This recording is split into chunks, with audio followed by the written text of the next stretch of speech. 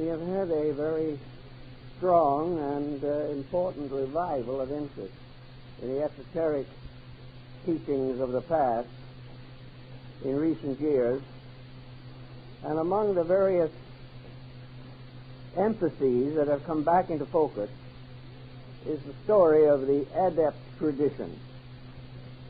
I have studied that rather carefully, probably for close to 50 years, and have written extensively on it, so that my general position, I suspect, is fairly well established and known. But there is a new dimension that has been introduced into the problem, involving an adjustment with contemporary thinking. And this, it seems to me, is important enough to devote a little time and consideration to exploring it. The Adept tradition, as we know it today, came from the past and probably from the ancient Indo-Aryan civilizations of Asia. The earliest accounts that we have bearing upon the subject have certainly originated in India. And the Indian situation is somewhat different from anything in the West, so we have to orient a little to it. The Vedas and the great Puranas of India discuss the mystery of days gone by when the gods walked with men. We find the same myths and legends arising in other parts of the world. But in India we have a situation that has not been repeated anywhere else of a natural indigenous structure. The Adept tradition in India unfolds through a series of mystics, esotericists, yogins, Vedantins, many other schools of thought, represented in the world by gurus or teachers. These teachers were part of a hierarchy. They were not tied tightly to any worldly organization, but they were tied to a spiritual descent from antiquity. The gurus accepted disciples on various levels of attainment and subjected them to extraordinary disciplines. East Indian religion in its primitive form was a highly disciplined system. Those who followed it gave their lives to the conquest of their own individual weaknesses. They began with all type of physical austerity. They restricted and limited all negative or detrimental propensities of temperament. They had to gain complete inward placidity. They had to have an overwhelming faith and a strength and courage which would enable them to overcome any delinquencies of moral or ethical character which they might have brought with them into this world. As a result of continual discipline, the disciples ascended from one level of teachers to another toward a mysterious spiritual structure, this mysterious world of the adepts and initiates, the invisible government of the earth. These people believed firmly that there was an administrative body composed of highly perfected human beings, and in some instances teachers from other life waves, who contributed to the protection and advancement of mankind. It was first appropriate and proper to recognize such an institution, invisible to the average person, unknown to a great many, but necessary to the construction and unfoldment of humanity. These teachers, invisible, these rishis, these arhats, were actually elder brothers. They contributed to the protection of the young souls growing up in nature. They were very much like the ancestors in a family, the elders. and as such they were known in a great many nations and among many tribes and peoples. But the disciple had as his final goal that he might become worthy to be an instrument in the fulfillment of the divine plan. This divine plan originated by deity, administered by hierarchy, and finally disseminated throughout the world through spiritualized teachers. This was the mysterious structure upon which the future and destiny of the whole plan of things depended. Now, when we realize that in Asia we had this tremendous dedication, we can begin to understand why it is difficult to transfer that dedication from the highlands of the Himalayas to the condominiums of America. There is a tremendous interval here between the spiritual way of life and the highly economic industrial type of existence with which we are generally familiar. Almost all the sacred books of the world, regardless of their nationality or their dating, include the factor of an invisible government, the overwhelming hierarchy principle. Theology has generally overlooked this in the West, but on the other hand, it is indispensable to an understanding of nature and life, and a great many philosophers have given a great deal of thought to it. In the first place, if we wish to assume the presence of deity and the Godhead, a trinity or a triunity in unity, and also realize or believe that this power controls, directs, and judges the existence of all living things, it becomes inevitable that there must be something in the interval between deity and humanity.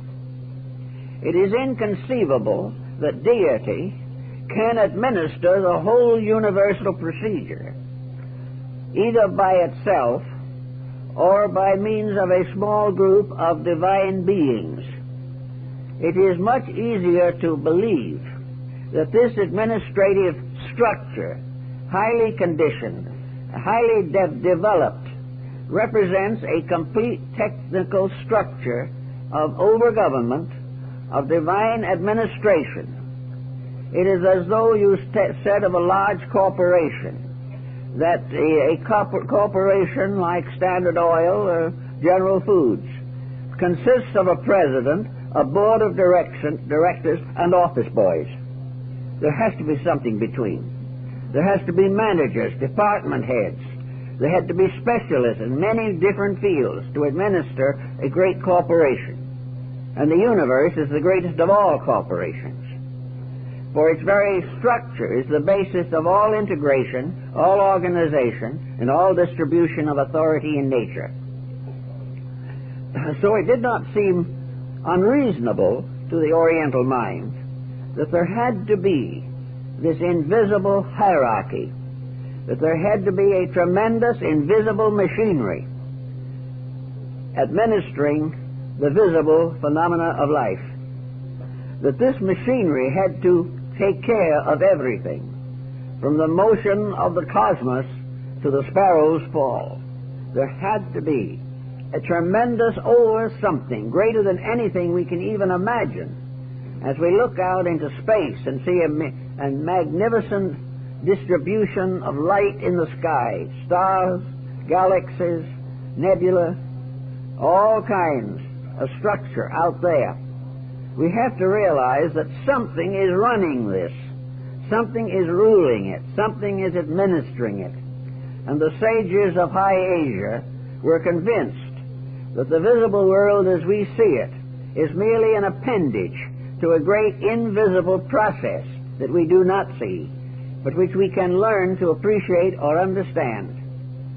The first step, therefore, in the training of the chelas or disciples, the first step was to become aware of the importance of a great process behind the obvious. that there was something more to know than we can find in school books, that there were reasons for things that transcend the common economic impulses with which we are familiar today. It became evident to these ancient sages that man was not here simply to build a material world. He was not here to advance personal fortune or dignity or estate. He was not here to conquer. There was something much more important in life. Finally, he was here to be a servant of the tremendous plan which sustained him and of which he was a part. It didn't seem at all unreasonable, therefore, to these elders that the disciples should become aware of the need for this procedure. That having discovered that there was a purpose in life greater than the ordinary human purpose, that the disciple should prepare himself for this purpose, that he should dedicate himself to whatever improvement would make him valuable to the advancement of the grand purpose or the eternal principle of progress. In this concept, therefore, he went through disciplines which not only purified the body, but also relieved the mind of prejudices and conceits and opinions, and gradually unfolded what the ancient believed to be the most important part of man, and that was the extrasensory and spiritual basis of human existence. Ultimately, then, the idea was that each faithful disciple would in turn be promoted into a more important capacity, not to gratify his personal ambitions, but to give opportunity to the improvements which he had attained within himself. It was not that these improvements should make him proud or more worldly, or that he should use them to advance his personal fortunes. It was that these improvements made him more useful in the great purpose for which all life is basically intended. From this highland belief, then, came the doctrine that in the heart of Asia there was what was originally the North Polar Cap, but that this cap has now moved due to other motions of the planet until it is in the desert of Gobi, and that here was a mysterious center, the spiritual core from which the invisible government of the world functioned in the material existence. This government impressed itself by means of enlightened, dedicated, illumined creatures, persons. Perhaps we would call them gods, but the Greeks liked to think of them as heroes, an heroic order of life between divinity and humanity. And in the Odyssey of Homer, and the Iliad, and the Aeneid of Virgil, we find references to these heroes, those who had transcended mortal limitation, and at death were lifted up to become planets and constellations. These were symbolic terms to indicate the advancement of those who had appropriate dedications and lived to achieve victory over the worldliness and ignorance in themselves.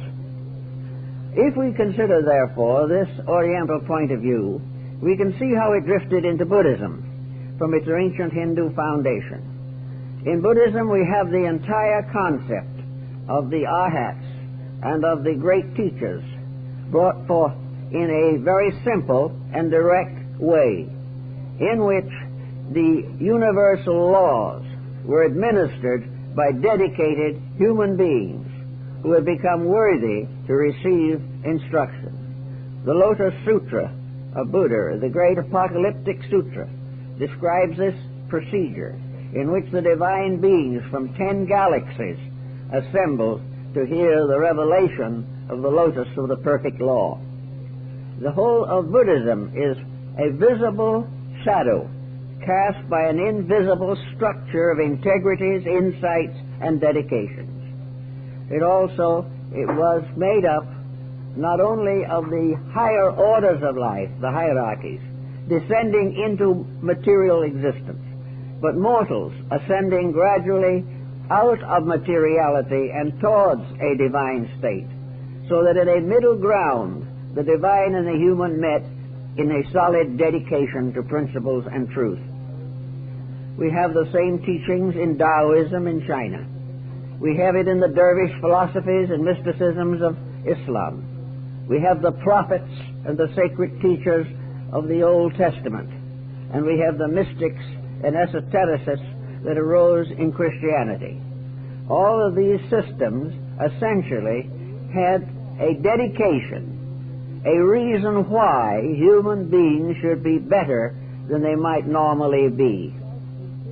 The idea of self-improvement in the esoteric tradition is very different from our concept of self-improvement in the mortal world. Today we think of self-improvement as improvement of a state. We think that self-improvement is to be richer, to be more fortunate, to be more glamorous, to hold public office, to achieve distinction among others, and that knowledge is simply a method of organizing and reorganizing the structure of our material existence. Therefore, we spend many years training to be computer operators. We spend many other years in terms of becoming diplomats or scientists or doctors. We become involved in great professional dedications. We become artists and architects and poets and writers, musicians. But some way, for the most part, all of our efforts are directed towards the enhancement of our material estate. We seek fame, distinction, recognition, and honor in this world. The esoteric tradition approaches this matter a little differently. The question that they have always asked, and which has been difficult for most people to answer, is, when we leave here, of what we have here, what can we take with us? Well, a good education in accounting worked for our favor in a universe in which accounting, as we know it, has no existence. Does wealth go beyond the grave? Is fame and distinction something that has significance outside of this world? And for the most part, if we think clearly and carefully, we have to answer in the negative. There is very little we specialize here that is good for us anywhere else. It is important simply because of the world we live in, the condition of society, the degree of advancement of learning and arts and sciences here. Beyond this, most of the attainments that we give our lives to can have no enduring significance. Recognizing this, it was easy for some of the ancient peoples to rise above the lure and temptation of material existence. This was one of the reasons for which the ancient scriptures were dedicated. There is another reason also, that assuming that it is possible for the individual to know more about the grand structure of existence, then it is also possible for him to do better here and now in his material state. The more understanding he possesses, the more secure he can become, not only in spiritual values, but in his relation to the material environment in which he lives. Now, as we go along from one country to another, we find various names for these mysterious higher personalities.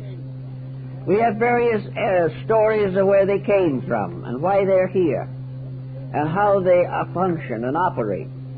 But essentially, we realize or recognize them mostly through symbolism, which is a language of pictures or word patterns which we must interpret in terms of inner insight. If we imagine that instead of a world simply filled with space and dark holes in the nebulas, we recognize that behind a veil, what the ancient Mayas called the azure veil of sky, behind this was a tremendous structure, a structure so meaningful that it brought the individual down in absolute abject humility.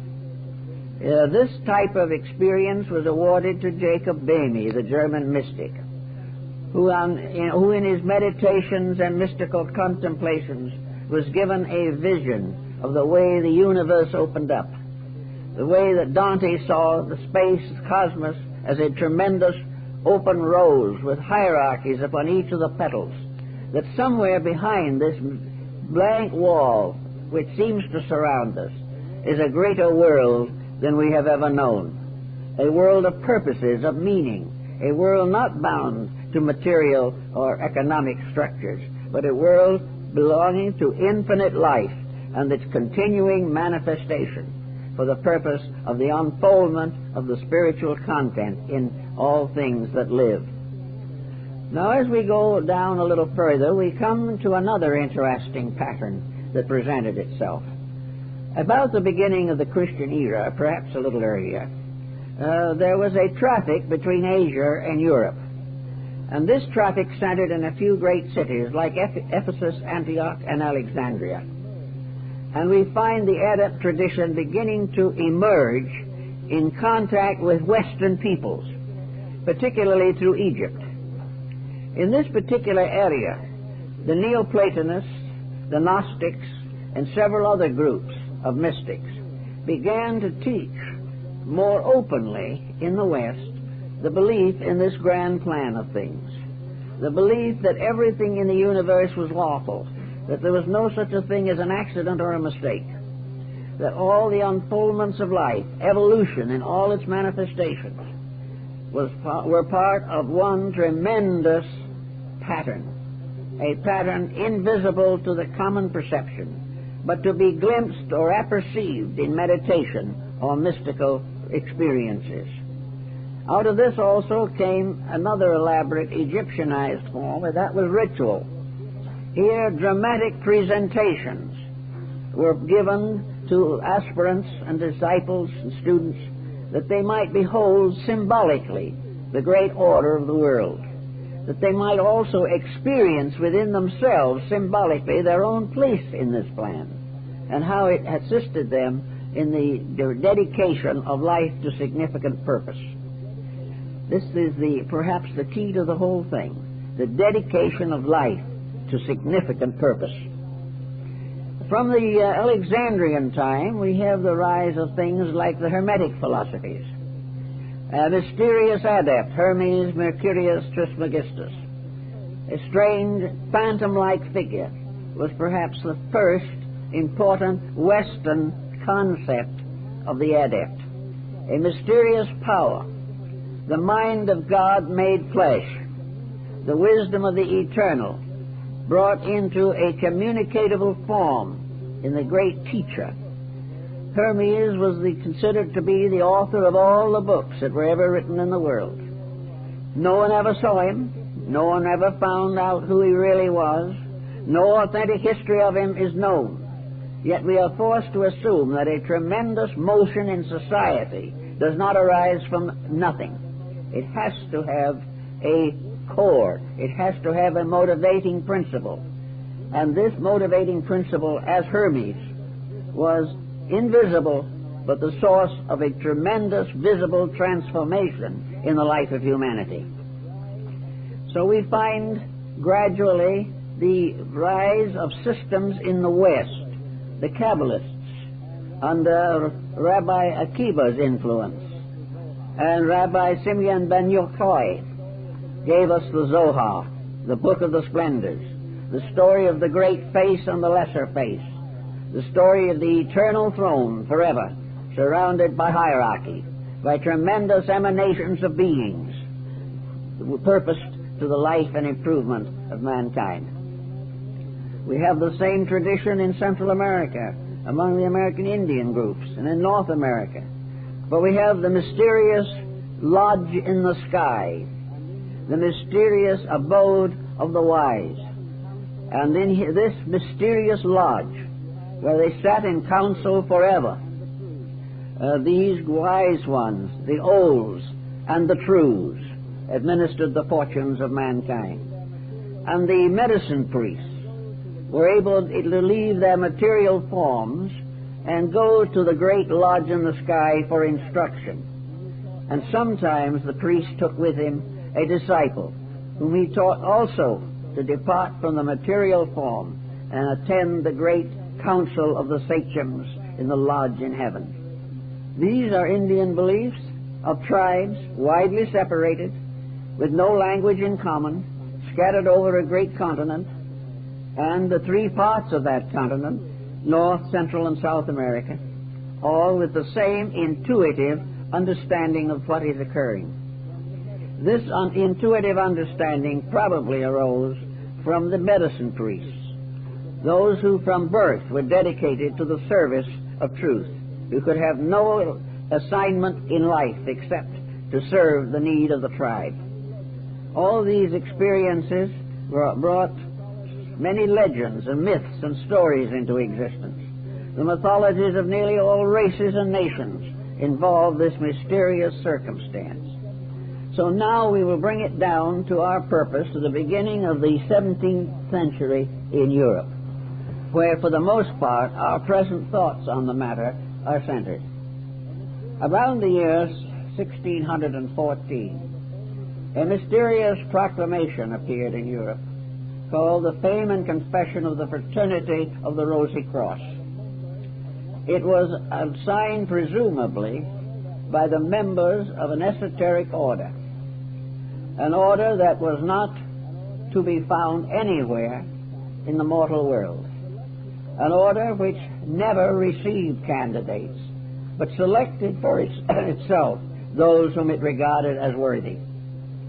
This particular documentation, followed by the chemical marriage of Christian Rosenkreuz, caused a tremendous furor, for it was really nothing more or less than to introduce into Europe the concept of the over-government of the adepts.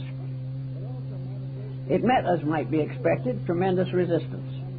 It also met a great deal of hope and anxiety for its success in the hearts and minds of those who were seeking greater enlightenment. So for nearly 20 years, this particular group remained a phantom structure in the philosophy, science, and political life of Europe. During this time, many tracts were written, several hundred little publications were made, in which persons who felt that they were worthy to be contacted tried to make some contact with the Brothers of the Rosy Cross. Not knowing where to write, who to turn to, they published little tracts, hoping that they would come into the hands of the proper persons. This went on for years, but so far as is known, no one ever received an answer. No one ever had any direct contact in the sense of being allowed to enter in or share in this mystery. In Europe, probably the most important of the mysterious adepts was called Elias the Artist. He was the great patron saint of the alchemists, and alchemy became perhaps the front door to open the gate to the shut palace of the king, as reported in some of the ancient rites. The alchemists were the ones who sought to establish a legitimate contact through self-discipline. The alchemists were following the Yoga and Vedanta and Buddhist principles of Asia, namely that the only way to contact the hierarchy was through self-improvement. In some mysterious way, the individual had to do what Fitzgerald tells us in the Rubaiyat, where he writes, "And from my base metal must be made the key. To unlock the door, the dervish howls without." Somehow the individual himself had to become the thing before he could discover it. So almost all alchemy, as Basil Valentine, Raymond Lully, and most of the great masters of the art admitted, alchemy was not a transmutation of base metals, but a transmutation of man, a complete reorganization of his own nature, the gradual release of the spiritual powers of the inner life, and the power to control, this way, the functions of the outer body. So the moral structure of alchemy became its most fascinating aspect. But still, we have only legends. These legends, however, like the ones of the East, have persisted, have gone on, and have continued to intrigue us for centuries past, and will probably do so for centuries to come.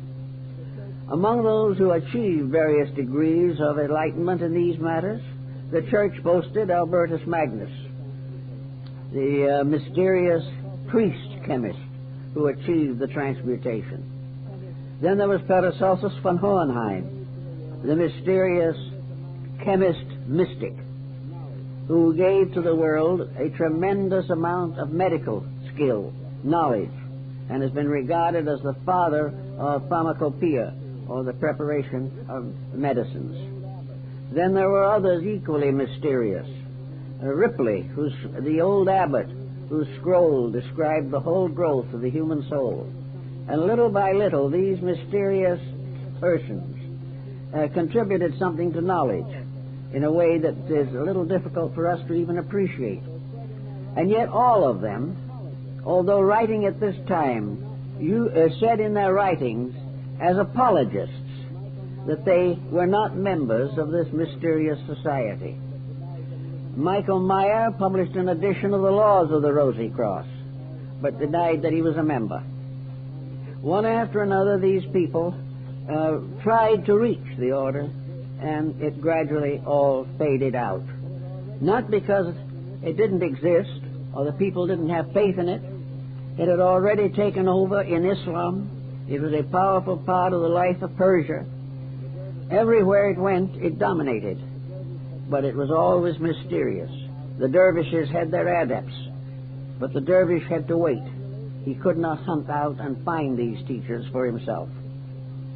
So gradually things drifted along until around 1660, when it is presumed that another voice was heard out of this mystery of the Adept tradition.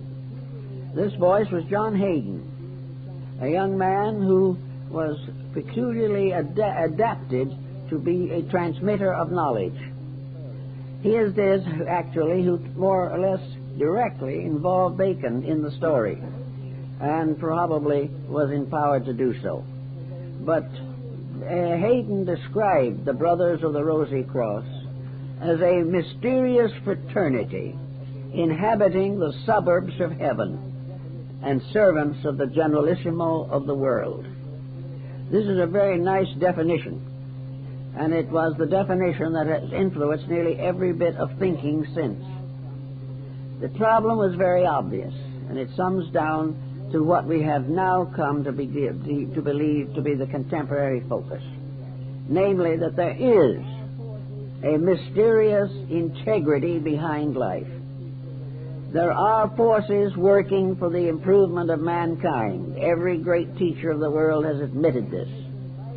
Most of them have declared that they were commissioned to bring their message, commissioned by this mysterious group that did not appear, but labored for the good of mankind.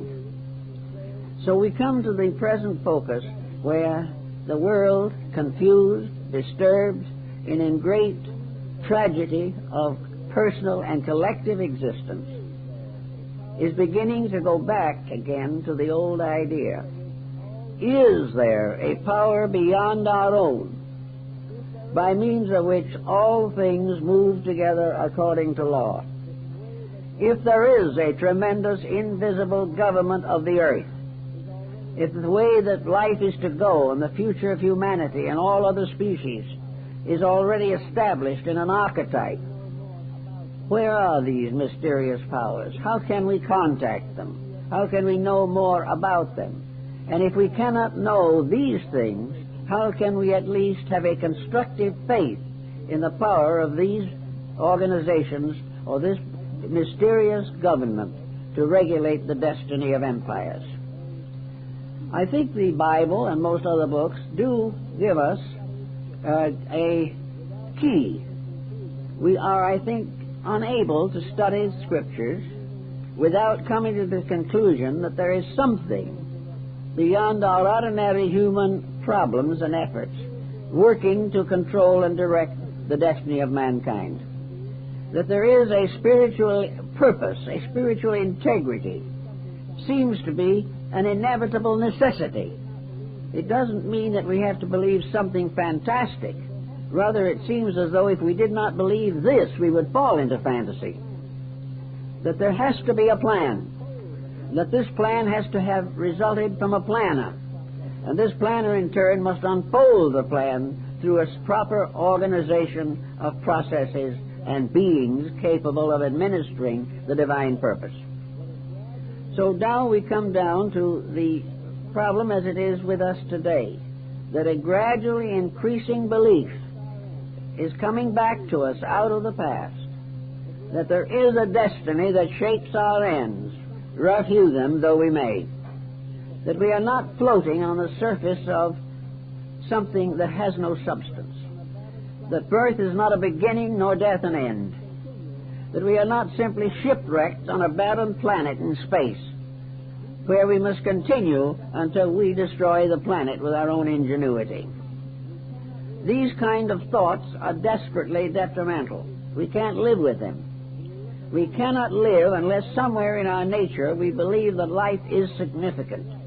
And we look around us and find very little evidence on the material plane of a significant life. We have to go behind the azure veil. We have to try to imagine, at least, the tremendous machinery by which visible things are maintained. We have to realize that the universal construction, like the human body, the macrocosm, which is the same as the microcosm, according to Hermes, that these two structures are symbolic of each other, that both are involved in the mystery of creation. If we want to find the hierarchy in the material world, the most simple possible way of approaching this is to look around us. In London, Christopher Wren built the great Cathedral of St. Paul. They put a tablet in the wall saying to, if you want to know Wren, look around you. In other words, the building itself.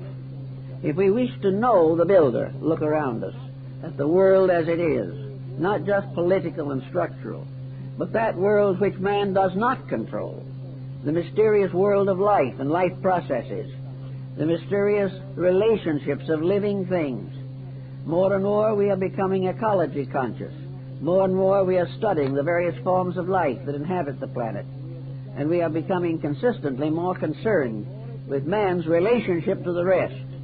And we are deciding gradually that man must give more attention to his relationship with the divine life plan than with merely the advancements of his material fortunes. So with this thought in mind, we have the problem of the Adept tradition coming back into focus. And we can say to ourselves, how are we going to administer this problem? How are we going to take something we can't see, dealing with persons and beings we cannot possibly actually visualize, and also dealing with principles with which we are not equipped to handle constructively? We have to go back to the same thing that was true in India. There is only one protection to the human being who begins to investigate the unseen and the unknown, and that protection is his own integrity. There is no possible way in which he can protect himself except by the constant protection of his own honor. He must arise above all personal considerations. The gurus of India, the first thing that they taught their disciples was that the individual is not to keep his mind on the possibility of his own spiritual perfection, that he is not to be concerned with being greater than somebody else, that those in the spiritual hierarchy who would become the greatest must be the servants of all, as Jesus told his disciples. Therefore, self-ambition, the desire for the fulfillment of some attitude in our own daily living, can be fatal to our integrity and lead into a great deal of self-deceit and open us to the deceptive processes of others. So in the first place that we have to try to do, where we're looking for something we cannot see, is to try to recognize that the real answer to this mystery lies for us in the gradual unfoldment of our own insights concerning life. There are several ways of doing this, of course. There are in existence a great many valuable landmarks and valuable works that can be of assistance to us. The ancients, both of the East and West, have left us a fairly good description of what we're looking for. They have left us an understanding of the plan and pattern by which the world is directed. We have the right in the beginning simply to accept or reject. We can't do anything else. We can say, yes, I believe. No, I do not believe. Because at this point, there is no way of becoming certain. Certainty comes at the end of effort, not at the beginning of it. All things move from hope to certainty. All things move from faith to fact. The facts cannot come first, because they must result from the effect of faith upon our own conduct. All things move from faith to fact. The facts cannot come first, because they must result from the effect of faith upon our own conduct. So we say to ourselves, we can study the Vedas, we can study the great Buddhist scriptures, we can study the mandalas and the meditation symbols, we can read the ancient writings concerning the esoteric orders, we can do all these things, and they may give us a certain sensitivity. They may help us to prepare ourselves for the first active participation on our own part. We can say to ourselves, reading or studying these things, that they seem reasonable. And why do they seem reasonable? Because they explain values which we are all seeking, but which are not to be found in the common daily living of mankind. There seems to be a reason why virtue should triumph. There seems to be a reason why effort should be rewarded according to its kind. There seems to be a reason why somewhere lurking in the background of things is justice. Without some faith in these integrities, we are completely lost. And we are more or less in that condition of being completely lost now. We are very largely committed to trivia. We are also gradually infected with the idea that where there are no certainties, there is no reason for integrity. That there is no reason why we should try to be better than we are if it is all going to end in an oblivion. If there is no consciousness after death, if there is no survival of some part of the inner life of man, then all morality on the material plane is undermined. Some will answer that it's possible to be ethical without being a believer in a divine plan. This is potentially true. An individual can be honest because he believes in honesty. But the price of honesty on that basis of belief is very high. The individual who believes that he must try to be honest but has no concept of an honest universe is at a disadvantage. He will be constantly struck by the pressures of external circumstances. He will be tempted and tempted again, almost beyond his human strength to resist.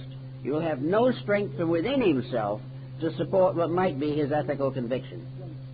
It is far better, therefore, to realize that ethics is a solid fact supported by the whole universe, and that the laws of ethics cannot be violated without disaster to all concerned.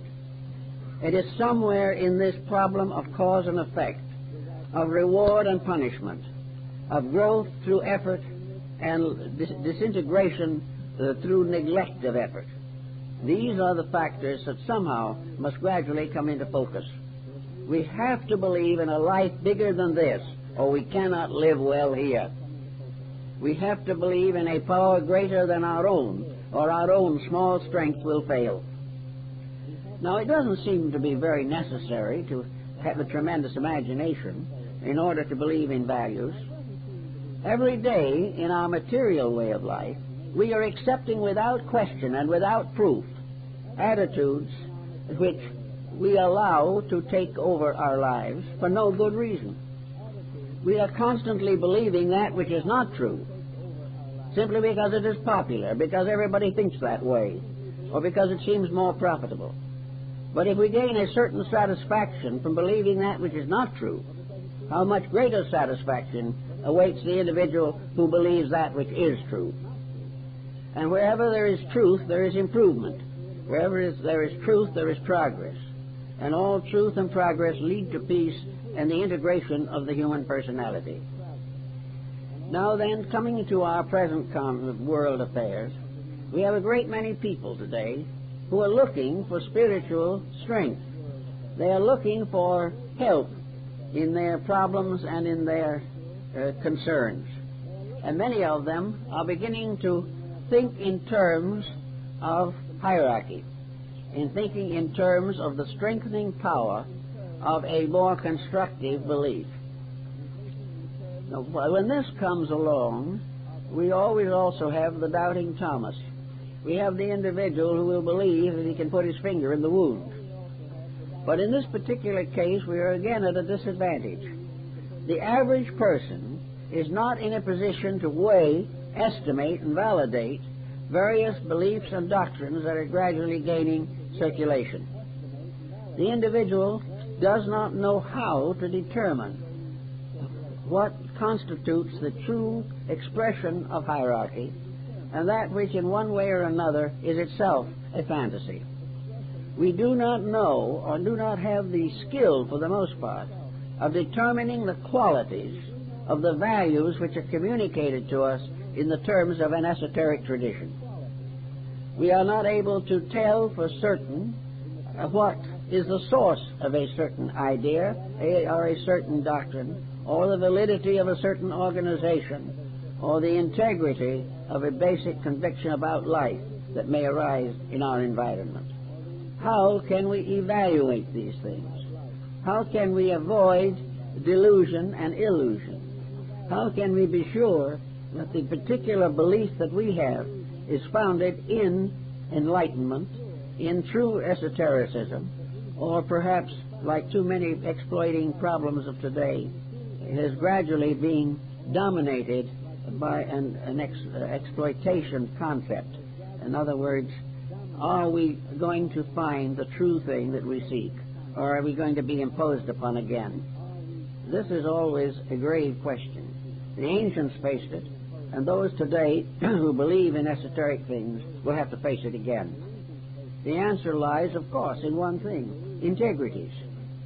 The individual will have to use his own faculties to determine the validity and integrity of the things he believes. He is going to have to judge his own conduct. He is going to have to consider his own relationship with life. Why is he seeking, is the first problem.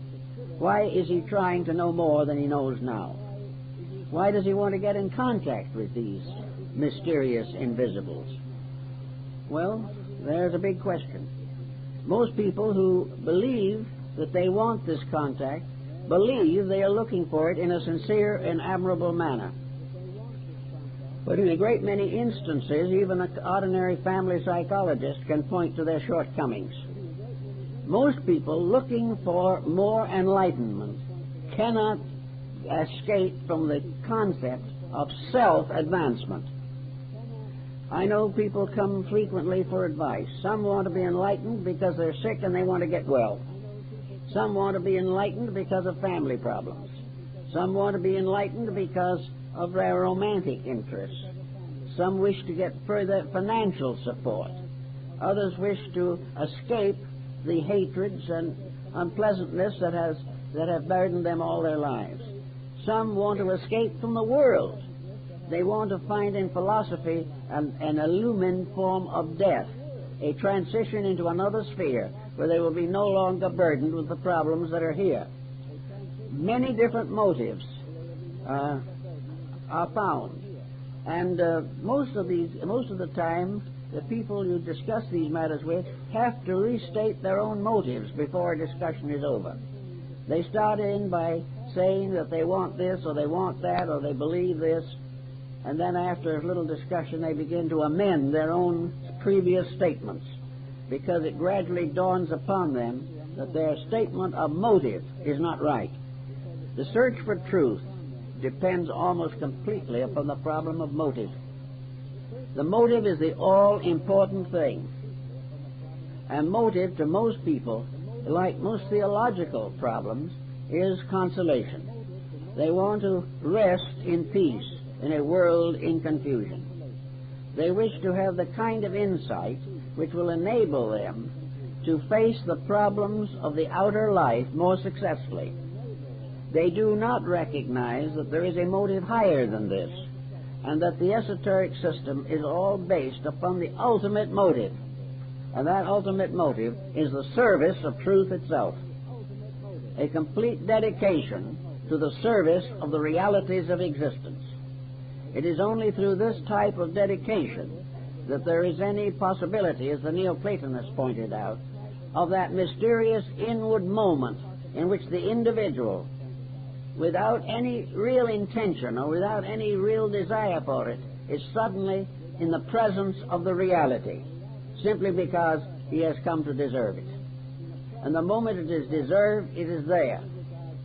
And according to the Hermetic tradition of the Adept doctrine, when the disciple is ready, the teacher appears. Now, this was part of the alchemical theory. The old alchemists worked a lifetime in their laboratories with their bottles and their chemicals and their retorts and their furnaces. And they worked and they struggled and they tried and they gave everything they had to it. And then one night, for no reason whatever, sometime along the line, the mysterious stranger appears. He was supposed, of course, always to be a projection or a manifestation of the supreme artist of all, Elias Artista. And he would come into the laboratory without giving his name. He came in sometimes through the walls without opening a door. He said a few words to the alchemist, gave him the answer to his question, and then disappeared and was never seen again by that alchemist. But the whole theory behind, of course, the whole theory is that alchemy was this science of regeneration. If the disciple is dedicated to self-discipline, the correction of personal weaknesses, the gradual improvement of his own life, and never for a moment compromises this improvement, he may in due time have that moment's visit from Elias Artista, the one who will give him the answer. Now, in the actual life of the human being, we have to realize, as was true of St. Francis of Assisi, Raymond Lully, many others, that the human being is not perfect, is not going to easily become perfect. Furthermore, that the experiences of imperfection are very important. The individual who has never made a mistake has seldom ever done anything well, because it is necessary to grow through mistakes, grow through doing things that perhaps are repented. We all do these things in spite of our good intentions. But as we become more and more dedicated to the realities, we begin to reinterpret our own mistakes. We find that these mistakes become partial, at least, proof of the very truth we are seeking. We begin to realize how we did it not so well, and begin to realize how we can do it better. Little by little, the past with its mistakes is transmuted, like the base metals of alchemy, into a realization of the disciplines that are necessary to our own growth. So today, with these various organizations that appear, I have not, in writing, ever discussed the merits or demerits of contemporary organizations.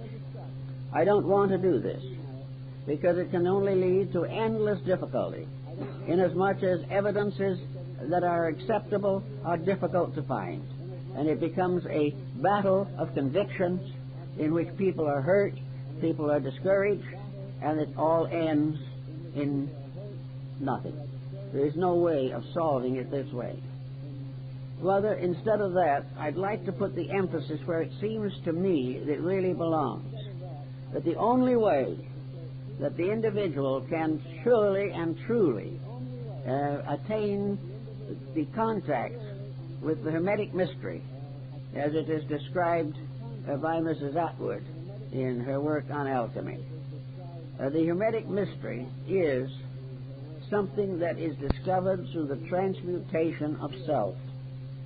It is something that arises from gradual control of the factors of life. No one is going to contact these esoteric systems by desperation. They are not going to get there by a verbal dedication. They are not going to get there by a contribution, no matter how generous it is. They cannot. The answer is they have to reach it through the gradual development of the faculties within themselves, by means of which they are able to attain contact with these esoteric schools. One Oriental system pointed out very clearly that the magnetic field of the human body is like the furnace of the alchemist. This magnetic field is varicolored, and its hues are continuously changing. And every major trend in the disposition results in a major change in the colors, tones, and qualities of the light emanating from the human body. Therefore, thought forms become very important, and the radiance coming from these thought forms these radiances are believed to be the basis of the recognition of the spiritual development of an individual. If these radiances are sufficiently powerful and sufficiently clear, then anyone who knows can interpret them. And if there is a light by which the individual can be seen by some esoteric institution, it is through these radiances changing within his own constitution. These things cannot be faked. The radiance cannot be hidden, nor can any mistaken interpretation modify its coloration or its intensity. Everything that has to do with the divine chemistry in man has to be completely honest. And every effect of this type of regeneration is completely evident in the life of the person and in the development of the magnetic field. So we start by assuming what we have to assume, that the individual has to earn the right to these things. Truth must be earned. It must be earned by the individual realizing that he is, in a sense, in exile. He is in a condition natural and proper to the lack of perfection of his own vehicles. Evolution has been a constant description and revelation of the unfoldment of instruments. The body unfolds. The faculties become stronger. The propensities are intensified. Evolution produces higher and higher species, like the chambered story of the Nautilus, in which the Nautilus is always building more beautiful mansions for its soul. But the individual must also build these mansions for his soul.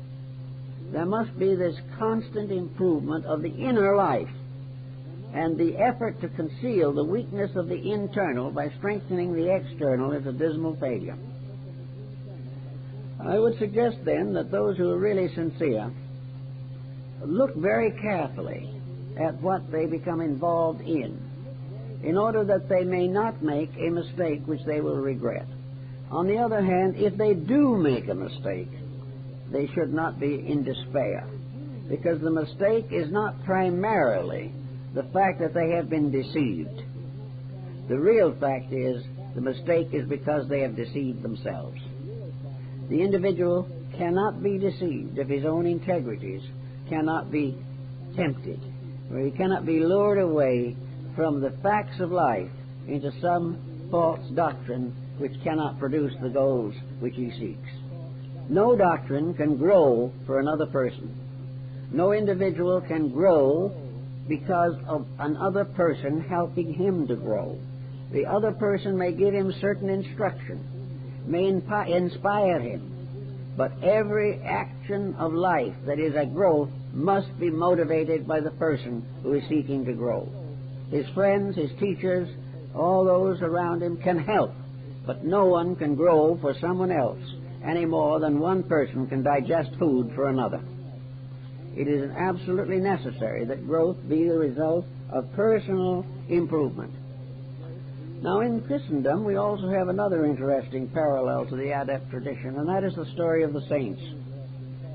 The Western world has gradually substituted the saint concept for the ancient Ahats and rishis of the East.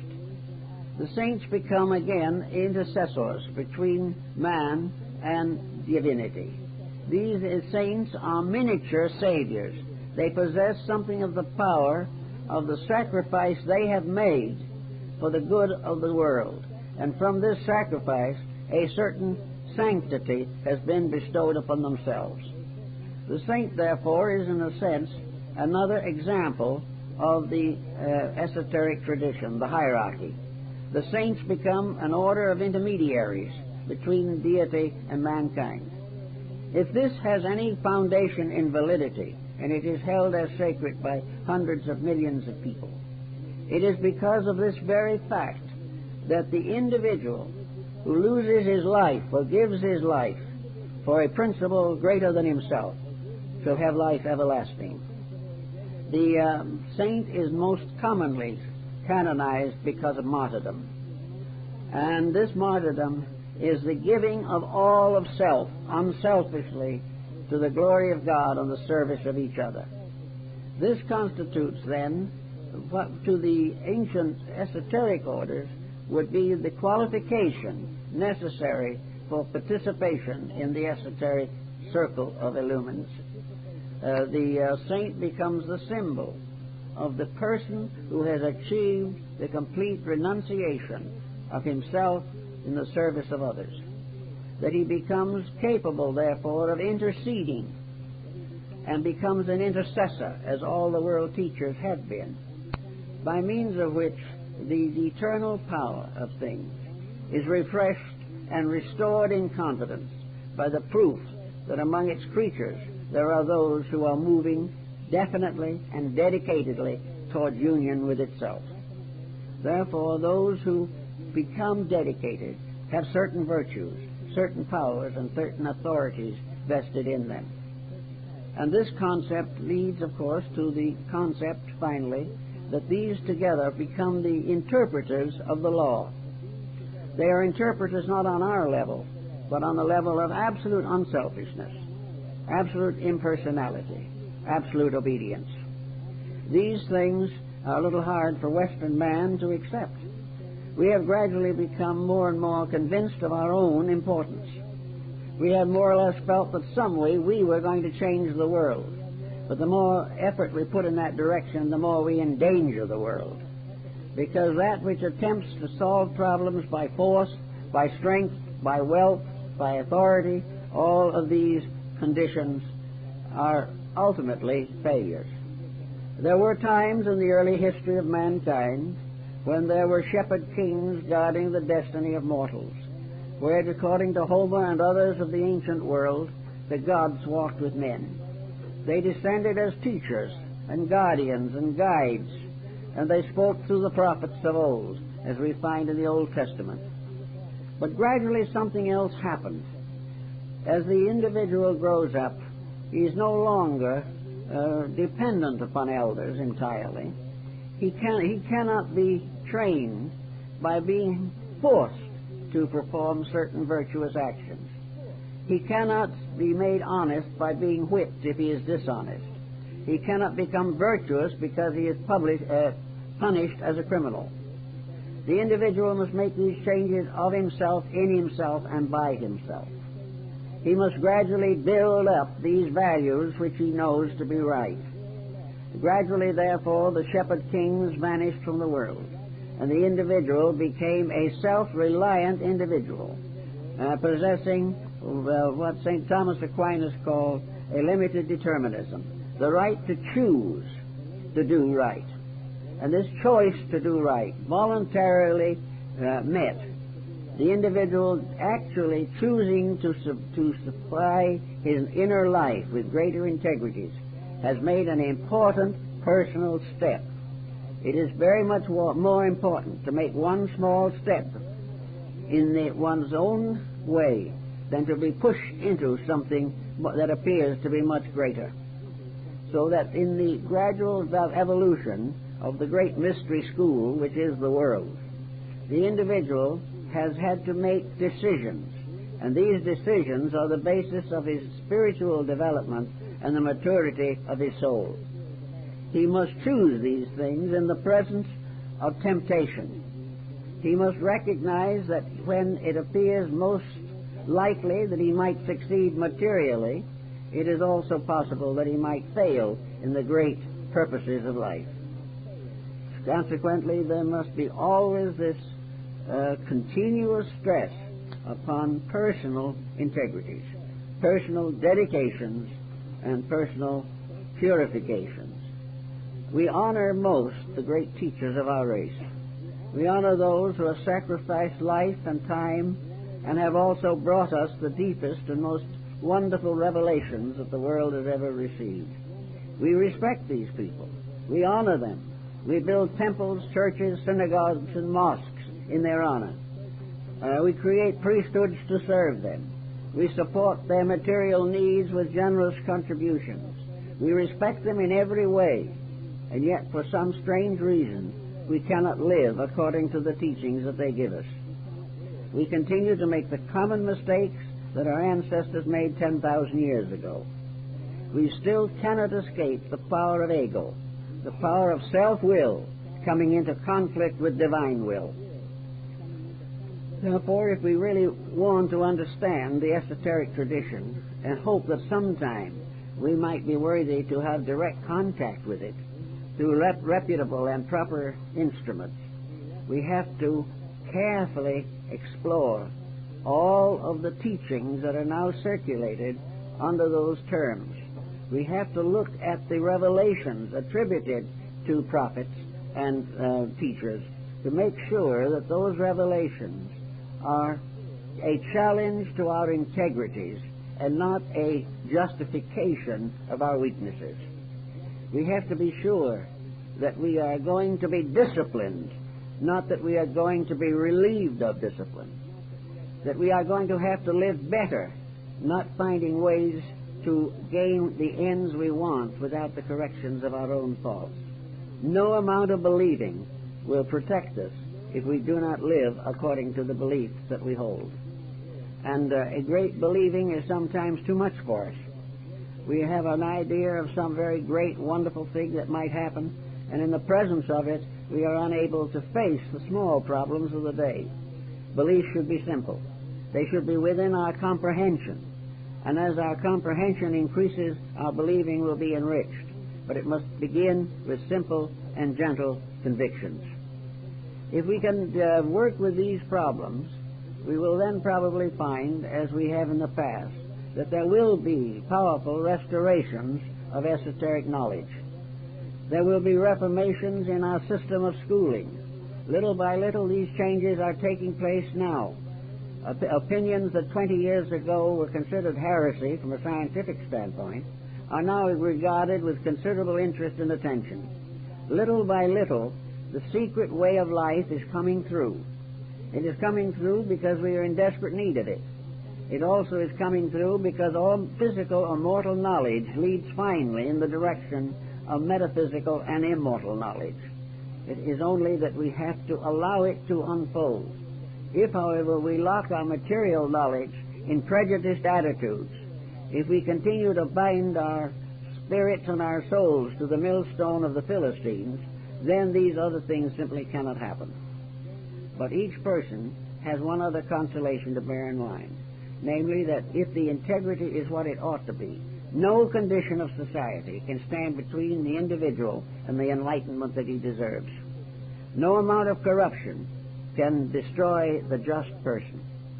No amount of pressure, circumstance, or tragedy can take away the integrity of the person who is really dedicated to the principles of truth and light. He can go on. He does not have to be supported by his society, or his family, or his friends, or his nation, or his world. It is his privilege to live his beliefs. It is his privilege to continue to grow, because actually his growth is not a public event. This is where trouble gets in. When we try to proclaim our growth, it is questioned. But if quietly we grow so that people do not question our growth because they see it, then we are in a much more secure position. No one can stop us. Even the greatest tyrant cannot prevent us from growing if our growth is turned toward our inner life and not in conflict with outer circumstances. The individual, by releasing themselves from the worldliness in themselves, transcend the power of worldly authority to destroy them. They keep on growing in their own proper and natural way. So we really recommend that most people begin to think seriously about the invisible government of the world, that it is our only hope, that we know perfectly well that our own politicians are not going to get us there. We know definitely that unless there is an integrity in space, there is little hope for us. But if there is an integrity in space, then integrity is indestructible. We will achieve that which we deserve. And the universe has this vast mechanism, referred to as hierarchy, to make sure that the just person is given the enlightenment that he deserves, and to make sure that all injustice is finally corrected, and that in the end we shall live to become part of the universal plan, and not in a desperate effort to create some kind of an economic empire in the material world. We have to live in this world, but we have to render unto Caesar the things that are Caesar's. But we also have to render unto God the things that are His.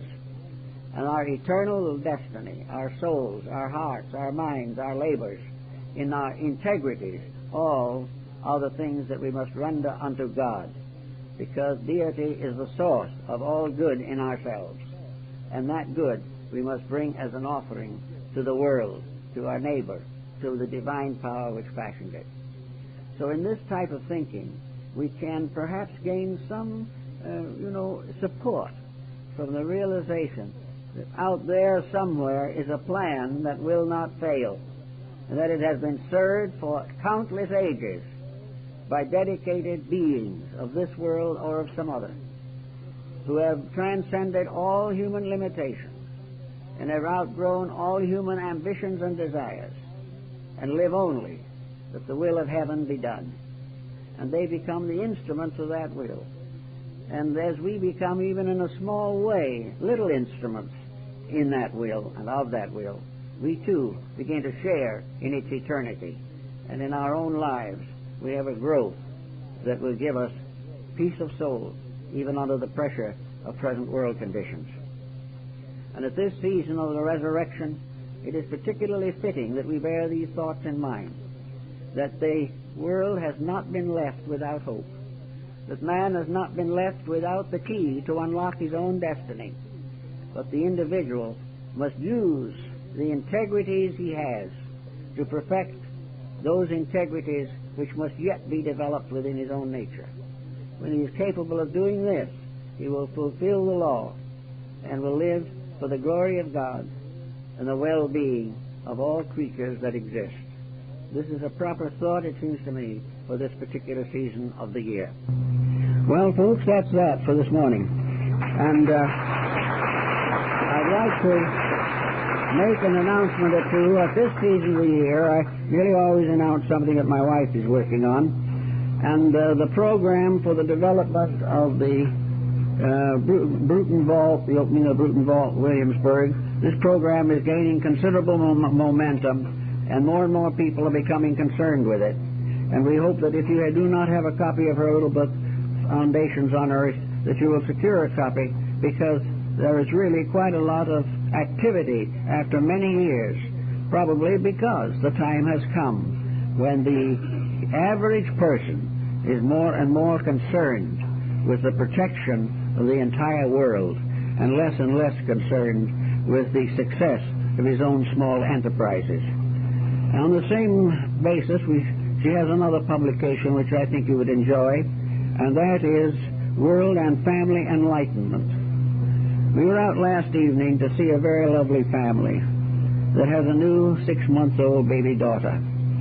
These people are really very fine people, and their efforts to be right in this world, to do what is right, should not only be respected, but it should be strengthened by information, by a broader understanding of life and what relationships are. And my wife, in her little publication, World and Family Relations, gives a picture of a family of worlds, a family of nations, a family of people, which I think you will enjoy and may help you to make this Easter significant. We thank you for being with us, and we hope to see you in the near future.